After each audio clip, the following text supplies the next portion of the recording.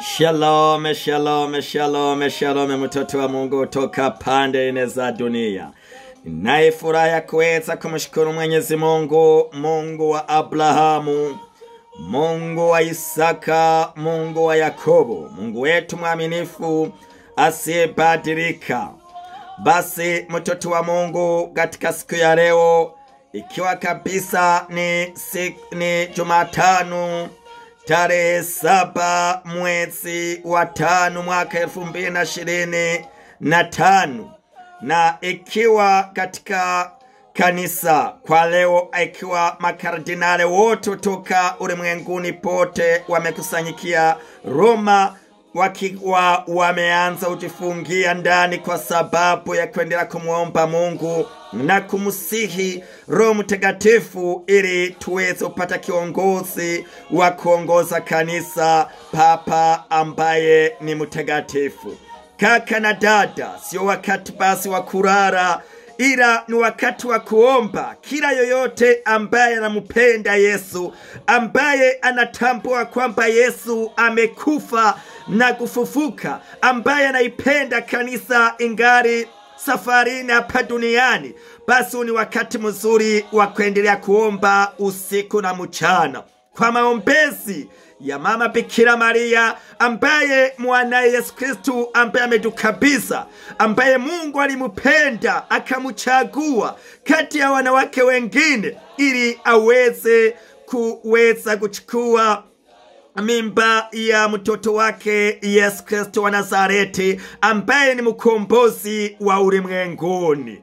Kaka na dada, basi wakati ambapo makardinali wanakuwa katika utulivu katika nyumba kama vile siku ya Pentekoste, wa mitume waliokuwa na ngojea Roho Mtakatifu, hivyo nasi tuende kuombea ili ujazo wa Roho Mtakatifu, mawazo ya kibinadamu yote uweze kutoka ndani yao. Roho wa Bwana badilisha akili zao, abadilishe nafsi zao, aweze kuwajaza, arete mabadiliko, kwa sababu tunahitaji Papa aliye mtakatifu. Kaka na dada, tunahitaji Papa ambaye atakuwa ni nabii, ambaye atakapoweza kuisikia sauti ya Mwenyezi Mungu, ambaye atakapoweza kuelewana na wote, ambaye aliyo na upendo, ambaye aliyo na unyenyekevu, ambaye aliyo na utii, ambaye atakuwa amejaa Roho Mtakatifu kama Salomo, kama Daudi, ambaye atakubali kuweza kuiongoza kanisa katika ukweli, kwa sababu kama nilivyosema juzi, Mungu ni roho, kama ilivyo katika Injili takatifu ya Yohani sura ile ya 4 mstari wa 23 hadi wa 24. Mungu ni roho, na wanaomwabudu wanapasa kumwabudu katika roho na ukweli. Kabla ya kuendelea, basi ninakualika mtoto wa Mungu, ungana nami tunyenyekee mbele za Mwenyezi Mungu tukamwambia asante. Tuombe.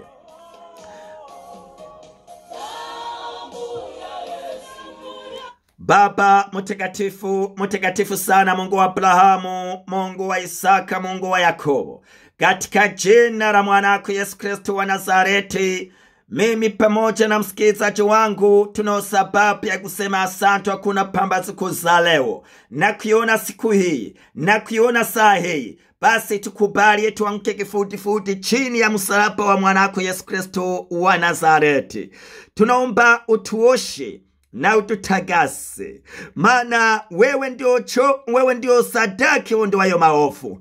Maombi ya mwenye dhambi ni kelele tupu. Mimi nasema nifinyange, msikilizaji wangu nasema mfinyange, tuoshe kwa damu yako ya thamani. Tunaanka kifudifudi chini ya msalaba, tunakubali kuja chini la bomba ambao ni bomba ya msamaha, na bomba hilo ni damu ya thamani, ile damu iliyotoka ndani ya wavuni mwako Bwana Yesu. Maana wewe ndio sadaka peke yako ambaye inaondoa maovu. Tuoshe, tutagase, tufinyange, maana unatufahamu, unajua mioyo yetu, unajua mawazo yetu, unajua fikiria zetu. Angalia kama tunastahili, tufinyange utakavyo. Tuoshe kama mfinyanzi, tufinyange kama mfinyanzi anofinyanga udongo wake. Tuoshe kama mfuaji anavyofua nguo zake, nasi tutaweza ustamiri mbele zako. Asante Bwana Yesu kwa damu yako, maana unachokiweka huru kinakuwa huru. Basi tunasema asante. Tujaze Roho wako Yesu tuongoza. Karibu Roho Mtakatifu uratibu maombi ya siku ya leo. Ratibu kila ratiba yote ya siku ya leo. Tuongoze na ukatuwezeshe. Mwalimu mwema, tufundishe. Roho wa hekima, Roho wa maarifa, karibuni Roho Mtakatifu. Roho wa neno la maarifa, karibu Roho wa Bwana ukatuongoze na ukatuwezeshe. Uponye wanaokungojea uwaponye, walio wagonjwa wa roho na mwili. Karibu Roho Mtakatifu katika muda na saa hii, uweze kutuongoza kama umekusudia kutuongoza, maana milango ya kuzimu imefungwa kupitia jina la Yesu Kristo wa Nazareti. Asante Mungu, naamini utaenda kunitumia kama chombo, kama umekusudia kunitumia katika siku ya leo. Ni katika jina la Yesu Kristo wa Nazareti nimeomba na kuamini, amina. Shalom tena mtoto wa Mungu kutoka pande nne za dunia. Na tena mtoto wa Mungu nenda kuombe ndi kuniombea katika safari ninaoandaa kuelekea USA, kuelekea Amerika kwa sababu ya Injili. Tutapokwenda kule Cleveland au Ohio, ambao atafanyikia mkutano kuanzia tarehe 6 mwezi wa 6 hadi tarehe 8. Unakaribishwa kutoka mahali popote ulipo. Njoo ukaonje utamu wa Mungu. Njoo, maana maandiko yanasema ni jaribu uone. Mtoto wa Mungu, huu ni wakati mzuri ambao unaweza kufanya maandalizi ili muda huo usije ukakupita, baadaye usije ukasema kwamba ningejua ningeenda. Kwa nini sijaenda na niko huko Amerika? Basi mtoto wa Mungu, ninasema kwamba endelea kuniombea, maana katika maandalizi ya kusafiri kuelekea Amerika tarehe 30 mwezi wa 5, ambapo nitatoka huku Europa. Maana kabla sijaondoka, naomba niombee kibali, maana bila kwenda na Mungu nisitoke mahali hapa Europa. Asante sana. Na tena kaka na dada, ninakualika kwenda kuombea kanisa wakati ambapo makardinali wanakusanyika huko Roma, tayari ambao wanakuwa wameingia katika nyumba na kuweza kujifungia hadi atapoweza utokea Papa Mtakatifu. Mtoto wa Mungu, tunahitaji Papa ambaye ni Petro, ambaye ni Samuel, ambao ni Daudi, ambao ni Salomo, ambaye atakuwa amejaa Roho Mtakatifu, ambaye katika wakati huu, wakati mgumu, nyakati hizi ngumu, tunahitaji Roho wa Bwana aweze kuwaongoza, awajaze, abadilishe mawazo yao na fikiria zao, maana mafikiria za kibinadamu, lakini Roho wa Bwana akiingia ndani yao ataweza kuongoza. Nasi tutaweza upata Papa aliye mtakatifu, aliye na huruma, aliye nabii, ambaye atakapoweza kuisikia sauti ya Mwenyezi Mungu, atakapoweza kuongoza kwa hekima ya Mwenyezi Mungu. Ndugu zangu, kaka na dada, na wasi tafadhali, enda mbele ya Yesu wa Ekaristi, enda kuabudu, enda kumulilia Yesu. Anasikia. Nataka nikwambie kwamba anasikia. Tuendelee kumulilia, tuendelee kumuomba. Mama Maria kuwe pamoja nao pale, kama alivyokuwa pamoja na mitume wakati wa Pentekoste. Maana katika nyumba ile akuwe mahali pale, Roho wa Bwana akiwaongoza. Tutapata Papa aliye mtakatifu, atapoweza kuiongoza kanisa ingali safari na hapa duniani, ambaye tutakapoweza ushirikiana katika utume, katika upya kiroho, tutakapoweza kuelewana, kwa sababu Roho Mtakatifu ni mmoja. Haleluya. Na ndio maana tukimwamini Mungu ataendelea kuwa pamoja nasi na atatuteulia tena Papa aliye mtakatifu, ambaye atapoweza kuongoza kwa amani kanisa, kuongoza ulimwenguni. Karibuni mtoto wa Mungu katika ujumbe wa leo ambao unatoka katika Injili takatifu ya Yohani sura ya 14. Napenda nisome mstari wa 24 hadi mstari wa 26. Nami ninasoma kwa msaada wa Mwenyezi Mungu. Mtu asiyenipenda yeye ayasikie maneno yangu, nalo neno munalolisikia silo langu, ila ni lake Baba aliyenipeleka. Hayo ndiyo niliyowaambia wakati nilipokuwa nikikaa kwenu. Lakini ni huyo msaidizi, huyo Roho Mtakatifu, ambaye Baba atamupeleka kwa jina langu, atawafundisha yote na kuwakumbusha yote niliyowaambia. Hilo ndilo neno la Bwana. Amina. Karibuni mtoto wa Mungu katika utafakari wa neno hili. Maana aya aliyasema Yesu alipokuwa amefufuka, angare hapa ulimwenguni, alikuwa anawaelekeza na kuambia wafuasi wake, wale ambao wamemfuata, wakufunzi wake, ili kuelekeza kwamba yeye atarudia alipotoka, lakini hatawaacha peke yao, hatawaacha upeke, kwa sababu atawatumia msaidizi. Alikuwa anazungumza juu ya huyo Roho Mtakatifu ambaye atakapoweza kumtuma, ambaye atakapoweza kuongoza katika ukweli, ambaye ataweza kuwafundisha na kuwakumbusha yale ambaye alikuwa anawafundisha, alikuwa anawaelekeza. Kwa hiyo tunahitaji wakati huu ambao tunaendelea kuombea makardinali waliokusanyika mahali pale,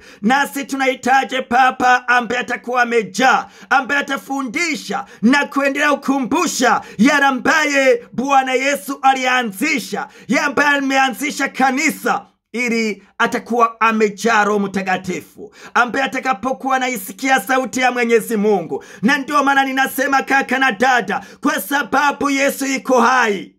Unaelewa kama Yesu Kristo yuko hai, alivyokuwa jana, leo na hata milele. Yesu Kristo wa Nazareti ambaye alikubali kuteseka kwa ajili yangu na kwa ajili ya wewe, ambaye amenipenda, ambaye anatujaza na tupa Roho wake, maana ni Roho wa Yesu ambaye anahamia ndani ya mioyo yetu. Unakubali kaka na dada kufungua moyo huyo Roho aweze kuingia ndani yako, aweze kukuongoza, kwa sababu sisi hatujui jinsi tunavyoweza kuomba. Maandiko yanasema katika Warumi au Waroma, kitabu cha Warumi au Waroma sura ile ya 8 mstari wa 26 kwamba sisi hatujui jinsi itupasavyo kuomba, lakini Roho wa Bwana anakuja utusaidia katika udhaifu wetu, anakuja utuelekeza, anakuja kutuombea, anakuja kutuonya, anakuja utusaidia, anakuja. Unaelewa hilo? Lakini tunakubaliana naye, maana weza utuongoza katika kitabu hicho cha Warumi sura ya 8 mstari wa 14. Wanaongozwa na Roho Mtakatifu, maana kwa kuwa wote wanaongozwa na Roho wa Mungu, hao ndio wana wa Mungu, ndio watoto wa Mungu waliokubaliana na Roho Mtakatifu ambaye Yesu alimupeleka kwa jina la Yesu Kristo, kwa jina lake ambaye Mungu amemupeleka, amemutuma kwa njia ya Yesu Kristo wa Nazareti. Haleluya, haleluya. Tukikubaliana na Mungu, maana tukikubaliana naye atatupa Roho wake ambaye ataendelea kutufundisha, ambaye ataendelea kutuongoza. Na ndio maana maandiko yanasema, mtu asiyenipenda yeye hayasikie maneno yangu. Maana hawezi kuyasikia, hawezi kuwa na tamu kusikiliza neno la Mwenyezi Mungu, au kuhudhuria ibada takatifu, au kusikia lolote naongelewa juu ya Mungu. Hataki kusikia, maana naumia katika masikio yake, anasikia kama ni vita. Lakini anayempenda anakuwa na kiu, anatamani kusikia ujumbe wa Mwenyezi Mungu, anatamani usikie kuhudhuria ibada takatifu, kuhudhuria maombi, kuwa na moto wa kuomba, moyo wa kuomba, wa kuwa na maombi. Haleluya, tumsifu Yesu Kristo. Bwana Yesu Asifiwe. Mtoto wa Mungu, toka mahali ulipo, jua kwamba ni wakati wa kuomba katika roho na ukweli. Tuna kiu na Roho Mtakatifu wakati dunia ambaye inaendelea kuwa na mabadiliko. Tukubaliane na Roho, naye Roho atatufundisha jinsi tunavyopaswa kuishi katika dunia ya leo, jinsi tunavyokwenda pamoja na watu wa leo, kushirikiana, kuelewana. Roho Mtakatifu anahitajika. Kaka na dada, acha kutumia elimu, na ndio maana dunia, vita zinaendelea, uwaji unaendelea. Umeteuliwa ili uweze usimamia wanyonge, uweze usimamia watu, lakini unaongozwa na elimu tu.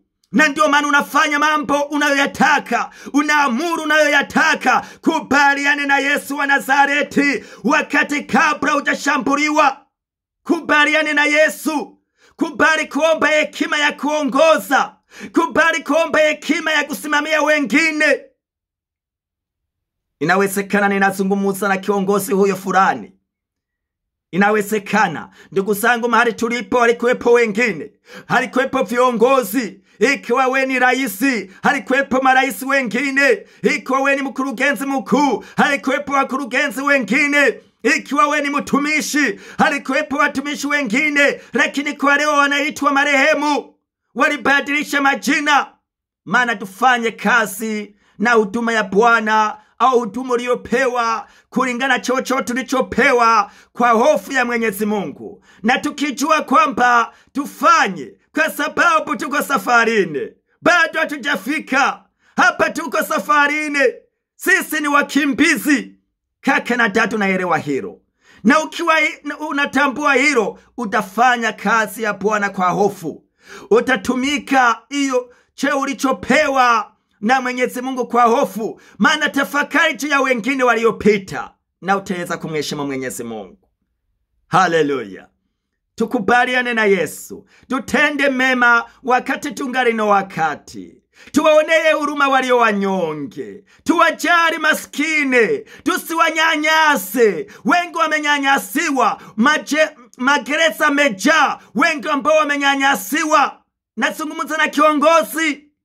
Angalia, watu wengi wamenyanyasiwa kwenye magereza, lakini huone, hautazame, haufuatilie. Acha tusimame, tufanye kazi wakati tumepewa. Tutende mema wakati tumepewa. Maana muda wetu umehesabiwa. Kuna wakati utasema, ningejua, ningetenda mema, ningesimama kwa hofu ya Mwenyezi Mungu, ningewasaidia wayatima, ningewasaidia wanyonge, maskine, singewanyanyasa, singekula rushwa ili ni wanyanyase hao maskine, hao ambao wajulikane, hao ambao wajasoma, singewanyanyasa. Hautakuwa na muda tena wa kuongezewa.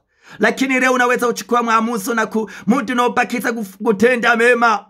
Wengine watasema, ningewaunga mkono watumishi wa Mungu ili waipeleke Injili, ningesaidia kanisa ngali safarini, ningeunga mkono. Lakini muda utakuwa umemalizika. Leo unaweza uchukua maamuzo, unaweza kuamuru, lakini ukishakata roho, hautaweza tena kuwasaidia wayatima, maskini, kuunga mkono Injili, kuwasaidia watumishi wa Mungu waipeleke Injili, kusaidia kanisa.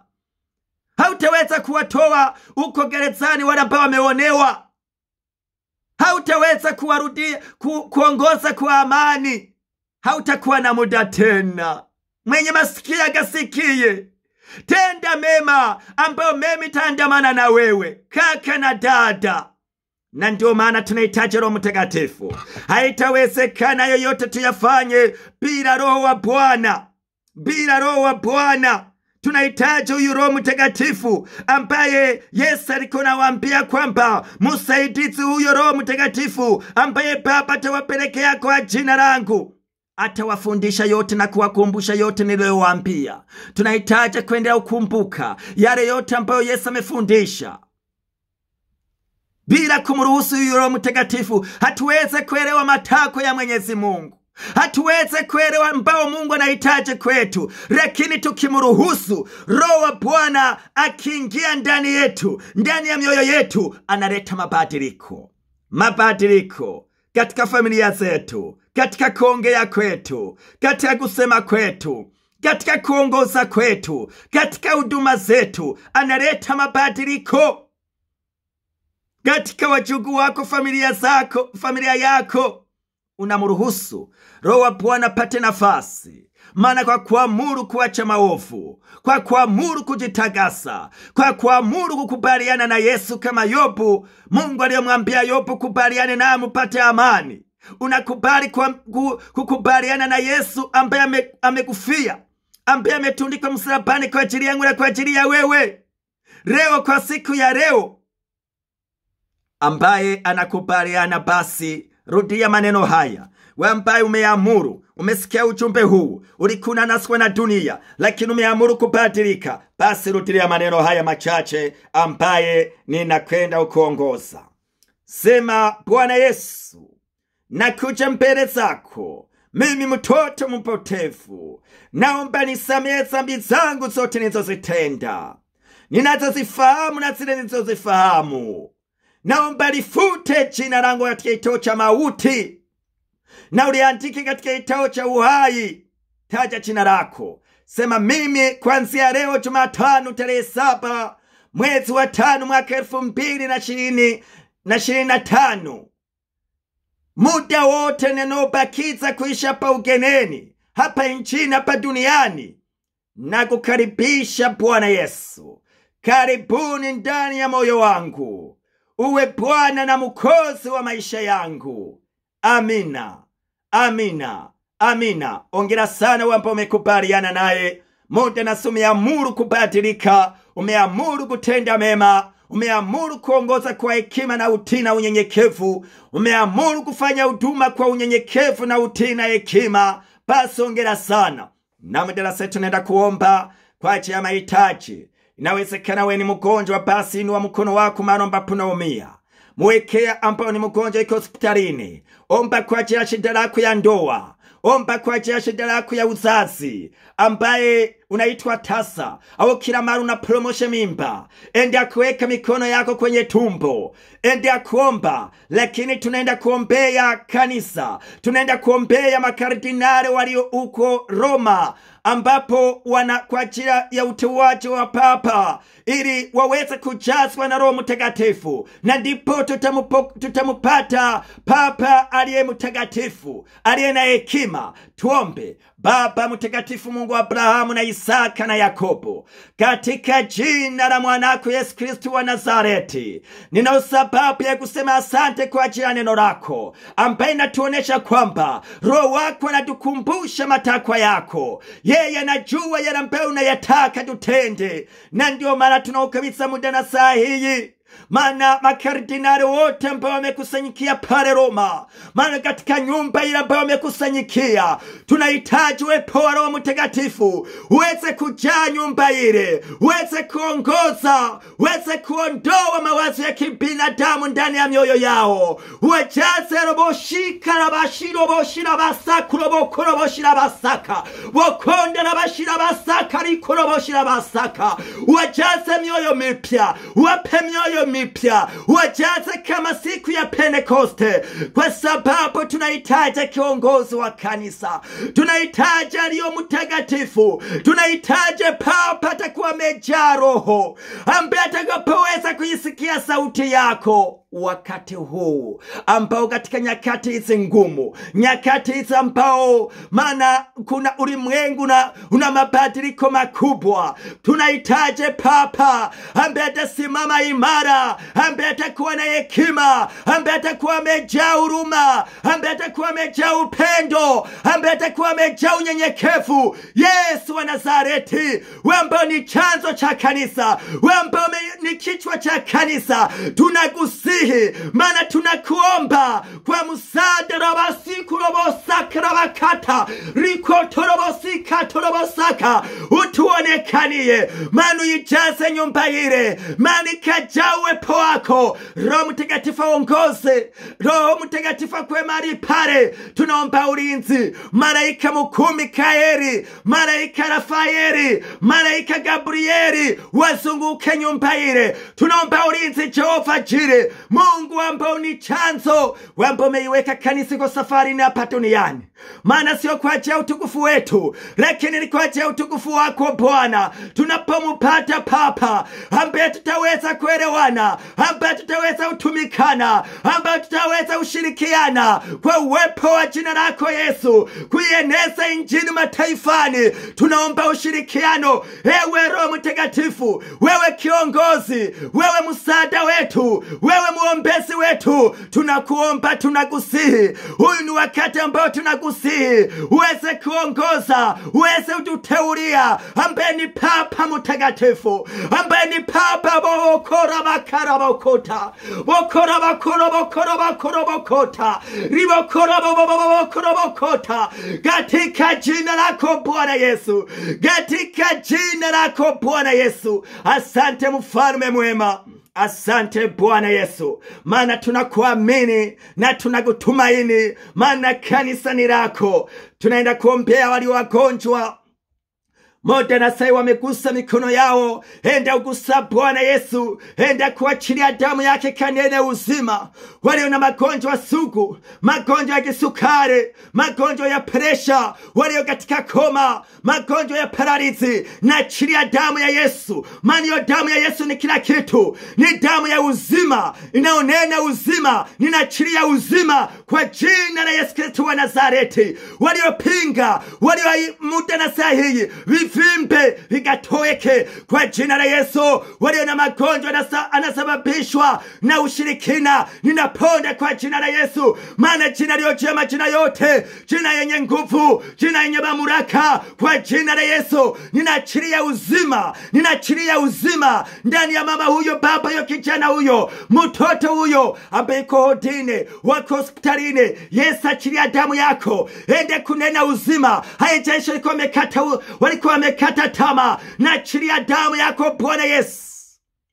Enda kuwagusa walio wajazito, gusa viumbe vilimo ndani yao, waweze kujifungua salama Bwana Yesu. Na waweke wanaoitwa tasa, na wale wote wanapromosha mimba, ambao mimba zinaporomoka, enda ugusa tumbo zao. Roho ya upromosha mimba ife na kuteketea kwa jina la Yesu. Asante Yesu. Bariki viongozi, bariki watumishi wako. Enda kuwajaza hekima na maarifa vinavyotoka kwako. Tufunike sisi wote kwa damu yako Bwana Yesu. Tunaomba kwa ajili ya mkutano ambao utafanyikia huko Cleveland, Ohio. Mungu wa Abrahamu na Isaka na Yakobo, tunaomba kibali chako Bwana, tunaomba kibali chako Jehova. Wanaenda kufanya maandalizi kwa ajili ya kwenda kwenye mkutano, enda kuwapigania, enda kuwasimamia. Mungu kaonekane, maana ni mahali ambapo umeteua, ni sehemu ambayo umeiteua tuweze kukusanyikia kwa sababu ya utukufu wako Bwana, ili waone mkono wako Jehova. Mungu wenye nguvu, Mungu wenye mamlaka, tunahitaji kibali chako, maana kibali chako, kibali cha mkutano, kibali cha mkutano kwa jina la Yesu. Sante Yesu. Mungu, tunaomba machache, lakini wewe unajibu kwa wingi. Tunajifunika kwa damu yako ya thamani. Nimeomba na kuamini, ni katika jina la Baba na la Mwana na Roho Mtakatifu. Amina. Kaka na dada, basi ninakutakia kila heri. Mungu anakupenda na mimi ninakupenda. Tuzidi kuombeaniana, na tena tuende ukumbuka juu ya mwisho wetu, hatutatenda dhambi kamwe. Tusisahau kwenda kuombea kanisa wakati huu hadi tutakapompata kiongozi mwema, kiongozi jaa Roho Mtakatifu, kiongozi aliye mtakatifu. Basi tukiendelea kuomba na tutamupata, kwa sababu tunaamini Mungu ni mwaminifu na hata tuachilia kamwe Mungu wetu, kwa kila mara tunapomsihi naye aache hata nyamanza kimya. Ubarikiwe sana, tutazidi tena wakati Mungu akinipa kibali tena. Amina.